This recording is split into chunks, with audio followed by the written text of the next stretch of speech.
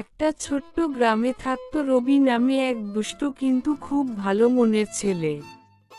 রবির সবচেয়ে প্রিয় কাজ ছিল নতুন নতুন জায়গা ঘুরে দেখা।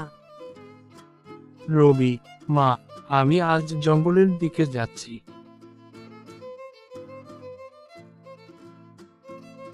মা, বেশি দূরে যাস না কিন্তু, ওখানে নাকি জাদুর বন আছে।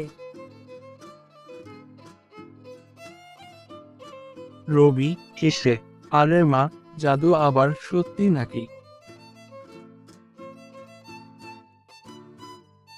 রবি ধীরে ধীরে জঙ্গলের ভেতরে ঢুকে গেল, কিন্তু যতই ভেতরে যেতে লাগলো, ততই চারপাশটা অদ্ভুত লাগতে শুরু করলো। রবি ধীরে ধীরে জঙ্গলের ভেতরে ঢুকে গেল, কিন্তু যতই ভেতরে যেতে লাগলো ততই চারপাশটা অদ্ভুত লাগতে শুরু করলো। রবি, এত চুপচাপ কেন চারপাশটা? হঠাৎ এক আলো জ্বলে উঠল। পরি, ভয় পেও না রবি, আমি এই বনের রক্ষক পরি।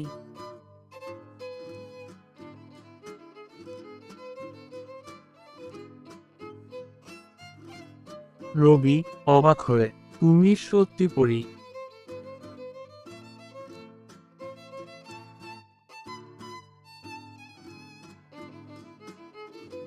হ্যাঁ, কিন্তু এই বন এখন বিপদে আছে। এক দুষ্ট জাদুকর এই বন দখল করতে চায়। আমি কিভাবে সাহায্য করতে পারি?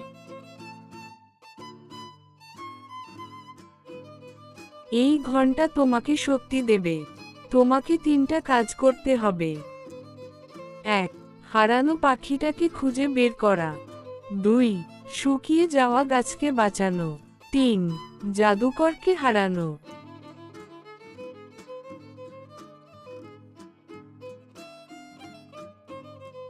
আমি চেষ্টা করব।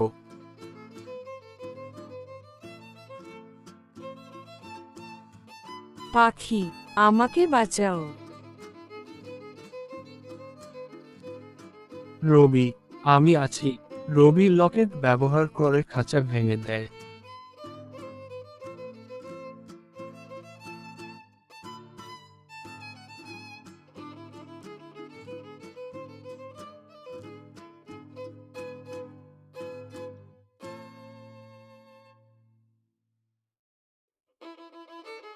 রবি দেখলো একটা বড় গাছ প্রায় মরে গেছে। রবি, এখন কি করব? পাখি, তোমার লকেট ব্যবহার করো। রবি লকেট থেকে আলো বের করে গাছের দিকে দেয়।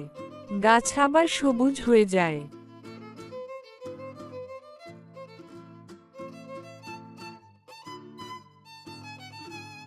জাদুকর, হা হা হা, এই বন এখন আমার।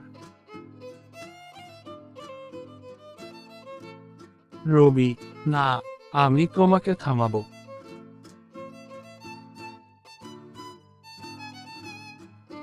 জাদুকর, তুই একটা ছোট ছেলে, তুই আমাকে হারাতে পারবি?